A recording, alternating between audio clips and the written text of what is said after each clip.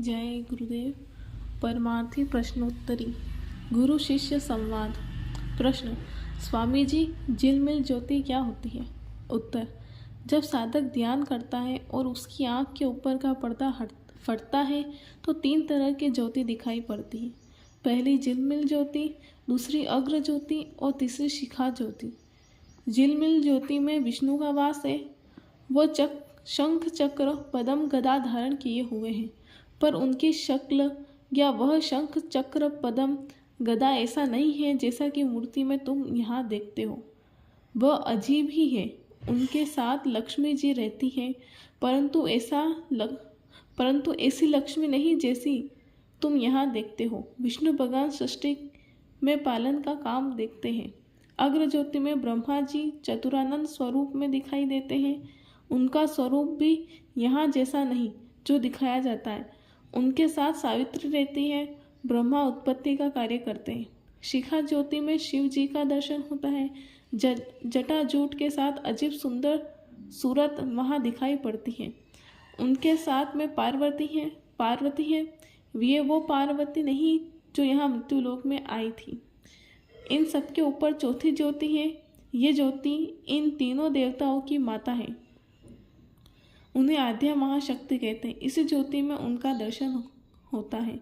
चाहे विष्णु को पाना हो या ब्रह्मा या शिव को दिव्य चक्षु शिव नेत्र का खुलना आवश्यक है। उस आँख के खुलने पर किसी भी देवी देवता के दर्शन हो सकते हैं। जीवात्मा इस शरीर में दोनों आँखों के पीछे बैठी है। उसमें एक आँख है जिसे तीसरी आँख कहते हैं। वो चेतन है। चेतन आँख से ही चेतन देवी देवताओं का, चेतन परमात्मा का दर्शन किया जा सकता है। प्रश्न, स्वामी जी, जो कोई सत्संगी नहीं है उसे संत मत की कौन सी बात बतानी चाहिए और क्या नहीं बताना चाहिए? उत्तर, कोई भी जिज्ञासु हो जो सत्संगी नहीं है, संत मत के विषय में बातचीत करने की आज़ादी है, लेकिन नामदान के समय बताए गए नाम, रूप, स्थान और धुन के बारे में अथवा जो साधना के समय अंतर में दिव्य रचना दिखाई पड़ती है या आकाशवाणी सुनाई पड़ती है, उसका जिक्र बिल्कुल नहीं करना चाहिए। विभिन्न मंडलों, स्वर्ग, वैकुंठ आदि में कैसा प्रकाश है, कैसी रचना है, कौन कौन से बाजे बज रहे हैं आदि नहीं बताना चाहिए।